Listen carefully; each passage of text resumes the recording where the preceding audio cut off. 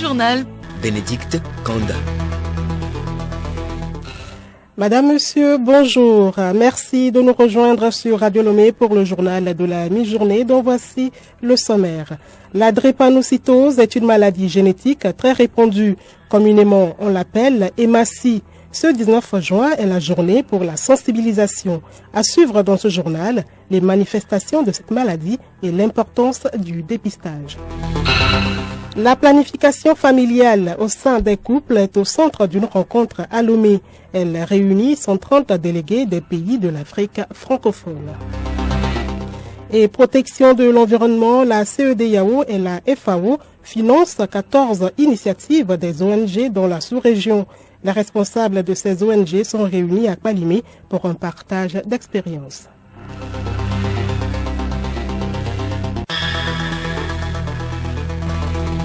Radiolomé.tg. Bienvenue à tous. Togo, il y a de cela 10 ans, 10 des 25 suspects dans l'affaire des incendies du marché de Lomé et de Kara de janvier 2013 sont libérés. Ils ont bénéficié de liberté provisoire et ont rejoint leurs familles. La décision du doyen des juges d'instruction les a placés tout de même sous contrôle judiciaire. Cette dernière mesure imposée à certains inculpés déjà en liberté provisoire a été également levée plus tard. La drépanocytose est une maladie génétique très répandue dans le monde, surtout en Afrique. Cette maladie, aux multiples conséquences et très budgétivore, est beaucoup méconnue des populations. Ce 19 juin est retenu par la communauté internationale pour sensibiliser les populations sur les dangers liés à cette maladie. Au Togo, le lancement des activités de lutte se font à Atakpamé. Quelles sont les manifestations de cette maladie et pourquoi est-ce important de se dépister très tôt? Alice Berthe Barandao nous en parle dans ce magazine. Environ 300 000 Togolais souffrent de la drépanocytose. La majorité d'entre eux ignorent encore qu'ils sont porteurs et dans le monde, on dénombre plus de 50 millions de drépanocytaires. C'est quoi concrètement la drépanocytose? Dr Manyang Hezowe, médecin hématologue du Centre national de recherche et de soins aux drépanocytaires à Lomé. La drépanocytose est une maladie génétique héréditaire du globule rouge. Alors, dans le globule rouge, c'est la principale protéine de cette cellule sanguine qui est touchée et il y aura une anomalie qui va entraîner l'apparition d'une hémoglobine anormale qu'on appelle hémoglobine S à la place d'une hémoglobine normale qu'on appelle hémoglobine A. Et c'est cette hémoglobine S qui caractérise la drépanocytose. Plusieurs symptômes caractérisent les crises de la drépanocytose. Oui, les manifestations de la drépanocytose sont nombreuses. Essentiellement, c'est la douleur. La drépanocytose a des localisations variées en fonction de l'âge du sujet. Chez les nourrissons, c'est généralement la douleur abdominale qu'on a. Et chez les plus petits, ça commence souvent par des tuméfactions douloureuses, des gonflements douloureux au dos des mains et au dos des pieds. Et quand le nourrisson grandit un peu, on a plus de douleurs localisées au niveau de l'abdomen. Et après, quand on devient adulte, disons à partir de 12 ans, on est dans l'adolescence, on a des douleurs osseuses. Et là, tous les segments osseux de l'organisme peuvent être touchés. Il peut y avoir des douleurs au niveau du bras, au niveau de la jambe, au niveau de la cuisse, au niveau de la tête, la colonne vertébrale, le bassin. Donc, tous les segments peuvent être touchés. Seule alternative pour éviter toutes ces conséquences, c'est bien le dépistage précoce pour rompre avec la chaîne de contamination. Les études ont montré que quand on fait un dépistage précoce et qu'on commence aussi de façon précoce le suivi, et la mortalité qui est élevée, surtout chez les moins de 5 ans, est drastiquement réduite. Voilà, donc nous devons vraiment travailler dans ce sens-là pour non seulement maîtriser la transmission à travers la sensibilisation, à travers la prévention, mais également mieux prendre en charge les personnes qui souffrent déjà de cette affection dans notre pays. L'analyse de l'électrophorèse se fait un peu partout au Togo. Allons nous faire dépister pour mieux être fixés. Alice Berthe Barandao et les couples qui se forment doivent d'abord penser à la santé de leurs enfants. Et des couples, on en parle également dans ce sujet. Le 4 juin dernier, c'était la fête des mères. Hier, 18 juin, les pères ont été célébrés. Ces deux acteurs regroupés forment un foyer. Entre l'homme et la femme, qui souffre le plus dans le foyer? Nathalie Kwanagé a obtenu des réponses dans la rue à cette question de la rédaction de Radio Lomé. La femme souffre habituellement plus. La femme est appelée à porter la grossesse, elle est appelée à accoucher, elle doit s'occuper de l'enfant. L'homme étant maître de la maison, il doit subvenir aux besoins de la famille, donc automatiquement il doit aller chercher de quoi la famille doit se nourrir. C'est équilibré, mais c'est la femme qui souffre le plus. La femme souffre plus que non, parce que toutes les charges sont réservées uniquement à la dame. L'homme ne fait que dépenser, financer. Selon moi, c'est la femme qui souffre. Comment prendre soin des enfants, de mari, prendre soin de ton travail, donc donner les conseils aux enfants. Et encore, si l'homme ne se comporte pas bien, c'est la souffrance de la femme. Moi, je trouve qu'il y a deux cas. En d'autres circonstances, c'est l'homme qui souffre, juste pour pouvoir subvenir aux besoins de sa famille. Si l'homme n'a pas les moyens, la femme doit souffrir pour pouvoir soutenir le foyer. La base du foyer, c'est la femme qui voit tout, qui voit les enfants, supporte tous les problèmes, sur qui tout revient. Parler de souffrir, il faut dire que c'est la femme qui souffre le plus. Il y a des choses, elle les supporte seule, elle n'a même pas des fois à qui il faut se confier. Il y a d'autres femmes qui ont affaire avec des maris qui ne sont pas patients. À ce sujet, l'équipe du Réveil ce matin a reçu notre rédacteur en chef, David Tchakbera, dans le journal de 6 heures. Il nous éclaire sur ce choix de la rédaction de Radio Lomé. Voici l'extrait de l'entretien avec Pacom Johnson. David, bonjour. Pacom, bonjour. Décidément, la vie à deux, c'est difficile. Les raisons de ce sujet concernant celui ou celle qui souffre le plus dans le foyer. Alors, vous avez écouté le micro-trottoir Pacom, mais je pense que tous ceux qui nous ont suivis également l'ont écouté, et chacun se jette la responsabilité. Et la réalité est que hier, 18 juin, 2 semaines après la fête des mères, l'on a nommé le dimanche d'hier fête des pères. Et des souhaits ici, des souhaits par là, nous avons réfléchi pour nous poser la question de savoir si on souhaite bonne fête aux mères, bonne fête aux pères, mais dans le foyer, au même moment, quand on écoute les uns et les autres, chacun se plaint de l'autre ou de son prochain dans le foyer. Et nous nous sommes dit, pourquoi ne pas tendre le micro de Radio Lomé à nos concitoyens pour qu'ils se prononcent sur celui qui souffre le plus dans le foyer. Et donc, nous avons essayé la chose et vous avez écouté le sujet tel qu'il est passé. Chacun s'est prononcé, chacun tire le drap de son côté et au même moment, nous disons ceci. Il faut quand même que les gens aient toujours cette image à l'esprit. L'image, c'est laquelle? Lorsque vous êtes dans une famille ou vous êtes dans un foyer, ce qui se passe, c'est simple.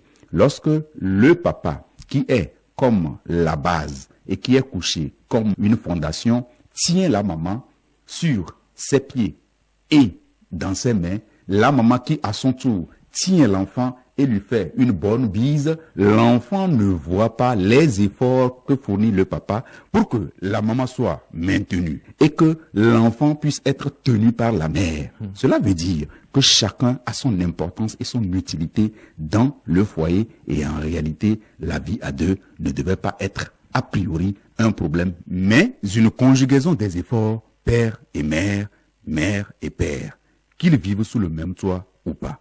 Cela aussi, c'est une autre réalité de notre société.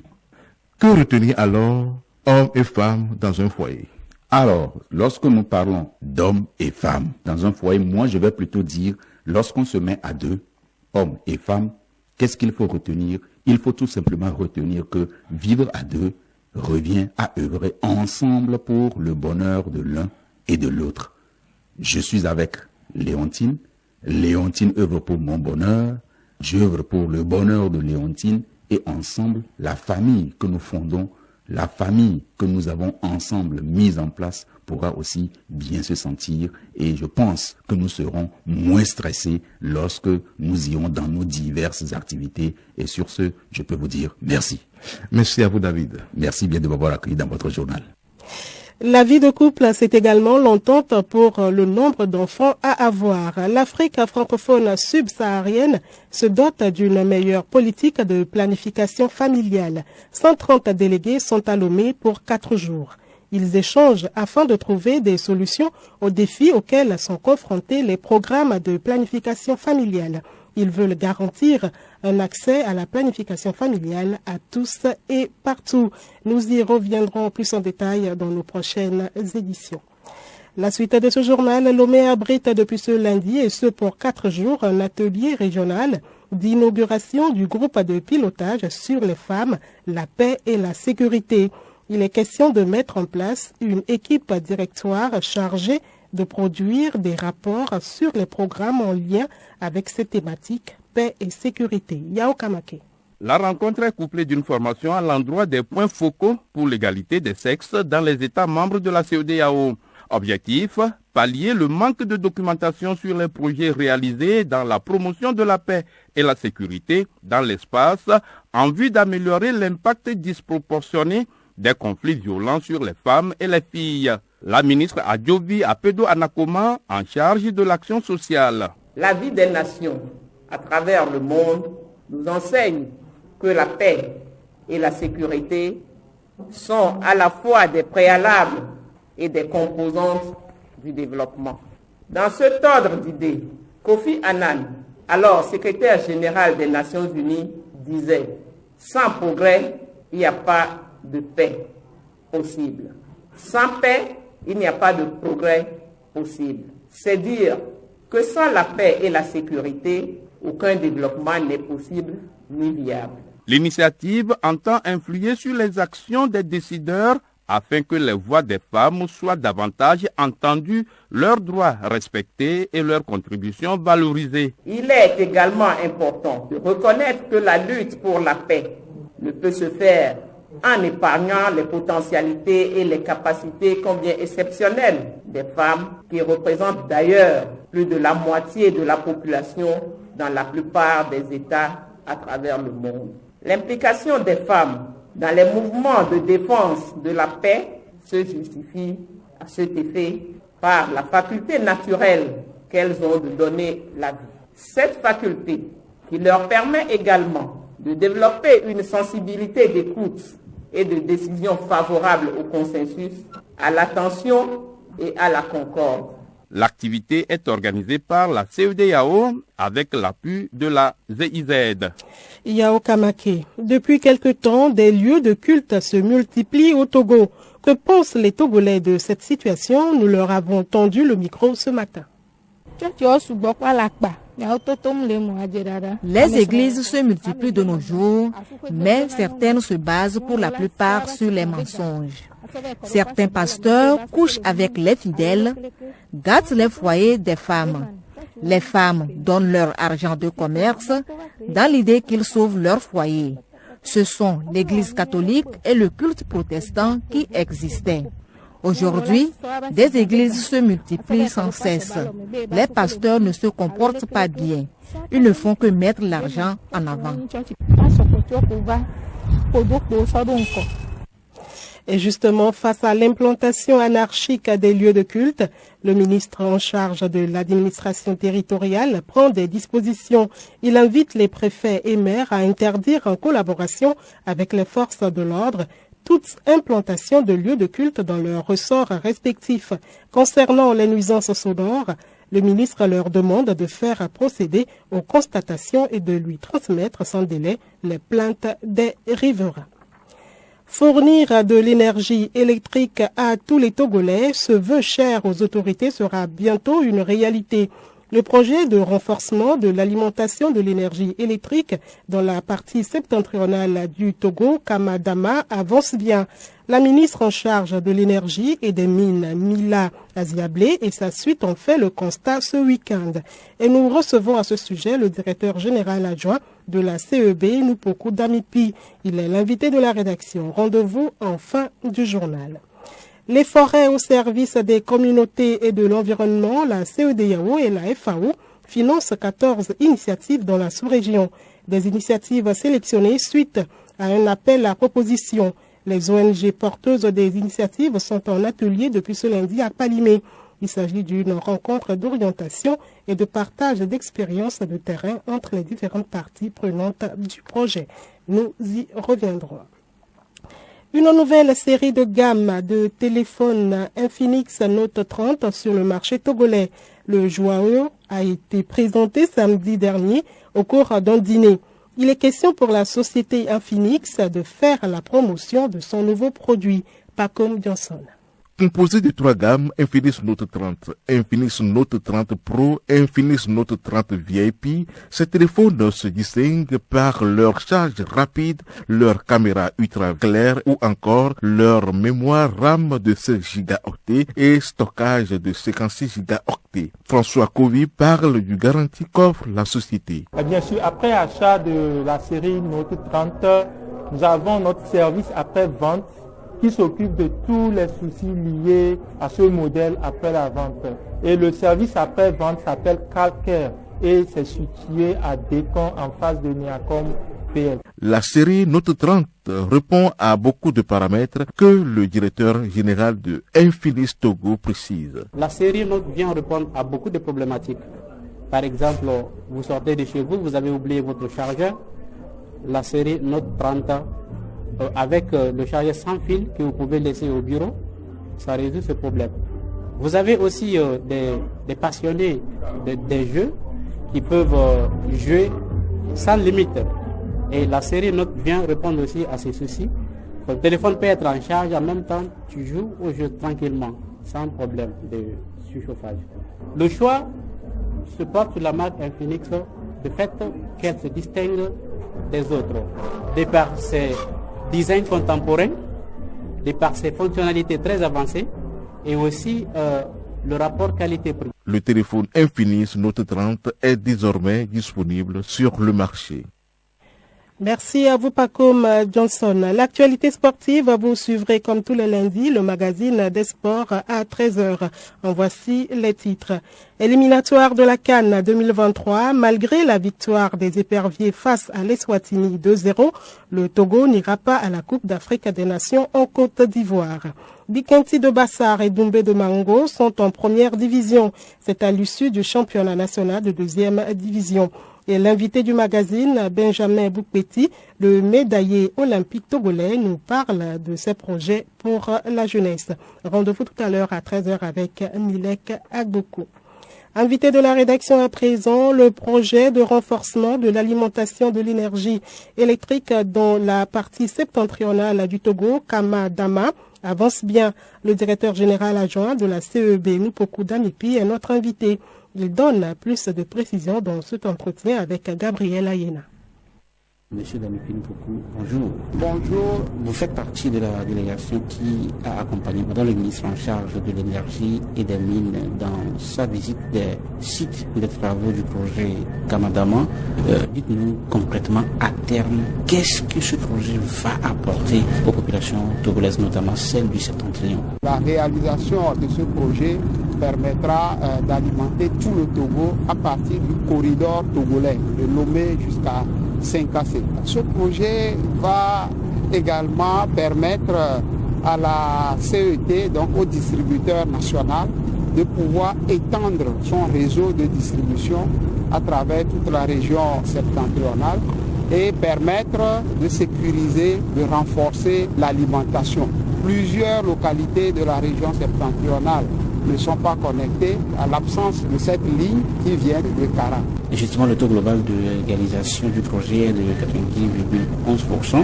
Qu'est-ce qui reste à faire aujourd'hui? Sur instruction du chef de l'État, nous avons mis beaucoup d'efforts pour que vers le mois d'octobre ou novembre, nous puissions avoir le courant dans les lignes et les postes qui seront construits. Les postes qui sont construits sont des postes de nouvelle génération. C'est-à-dire que nous avons profité de la technologie moderne d'aujourd'hui pour mettre en place tous les ouvrages, tous les équipements permettant d'exploiter et optimiser le réseau, tous les travaux qui sont au niveau de l'érection, c'est-à-dire le montage des pylônes, des poteaux, c'est quasiment terminé. Actuellement, c'est des travaux de finition. Les travaux vont se dérouler essentiellement dans les bâtiments.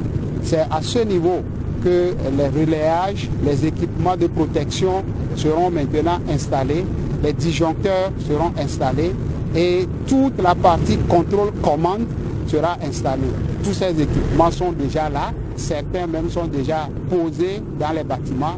Il faut faire juste les connexions, les réglages, les tests et puis on y va, on aura le courant. Monsieur le directeur général adjoint, merci. Merci. Et pour terminer, l'information insolite, en Équateur, une femme âgée de 76 ans déclarée morte se réveille pendant la veillée funèbre. Des proches qui veillaient depuis 5 heures l'ont entendue soudainement respirer. Une vidéo publiée sur Twitter montre la femme à l'intérieur d'un cercueil ouvert et respirant bruyamment, entourée de 2 hommes qui lui viennent en aide. Selon le ministère de la Santé, la femme avait été hospitalisée pour un accident vasculaire cérébral présumé et a subi un arrêt cardio-respiratoire sans réagir aux manœuvres de réanimation, à la suite de quoi le médecin de garde a confirmé son décès. Un comité technique a été chargé d'analyser ce cas en profondeur et d'établir un audit médical afin de déterminer les responsabilités du constat de décès erroné.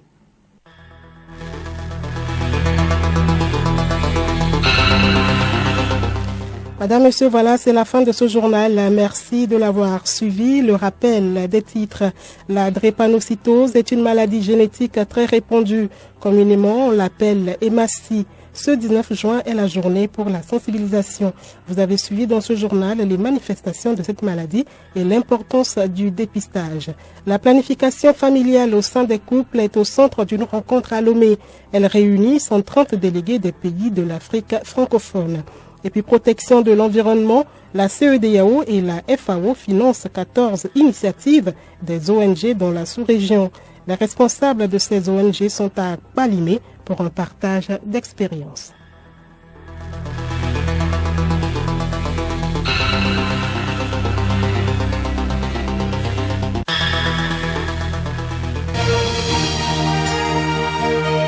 Radio Lomé, boîte postale 434, email radiolomé@radiolomé.tg. radiolomé.tg